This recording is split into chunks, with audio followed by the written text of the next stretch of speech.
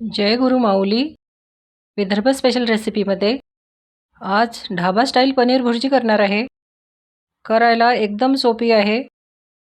तुम्हाला ढाबा स्टाईल पनीर भुर्जी आवडत असेल तर या पद्धतीने नक्की करून बघा, एकदम टेस्टी बनते।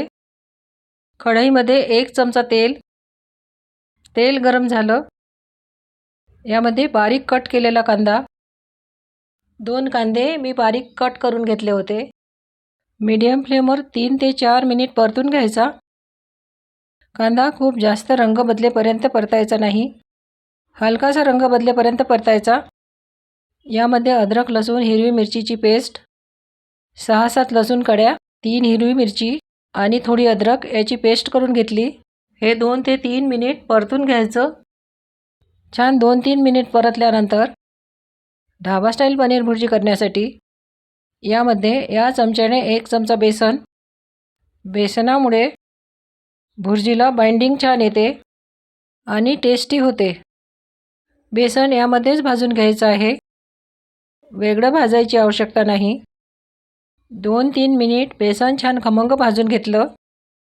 कट केलेला 1 मोठा टोमॅटो परतून घ्यायचा। चवीनुसार मीठ, हळद, काश्मीरी लाल मिरची पावडर, घरी तयार केलेली हळद आणि मिरची पावडर आहे।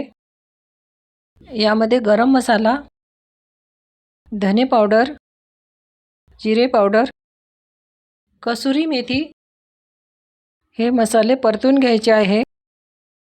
यामध्ये कोथिंबीर, हे सर्व तेल सुटेपर्यंत परतून घ्यायचं। लो टू मीडियम फ्लेमवर परतायचं। अशा सोप्या रेसिपी बघण्यासाठी सबस्क्राइब केले नसेल तर प्लीज सबस्क्राइब करा, बेल आयकॉन प्रेस करा, तुम्हाला नवीन रेसिपीची नोटिफिकेशन मिळेल। लाईक आणि शेअर करा। 2-3 मिनिट परतून घेतलं, छान तेल सुटलं आहे। करायला एकदम सोपी रेसिपी आहे। असं छान परतल्यानंतर यामध्ये 1 वाटी गरम पाणीच टाकायचं, मिक्स करून घ्यायचं। त्यानंतर यावर झाकण ठेवून 3 ते 4 मिनिट शिजवून घ्यायचं आहे।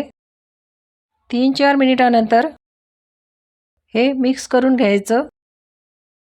यामध्ये पनीर घरी तयार केलेलं मलाई पनीर आहे, सॉफ्ट आहे, ताजं मलाई पनीर आहे।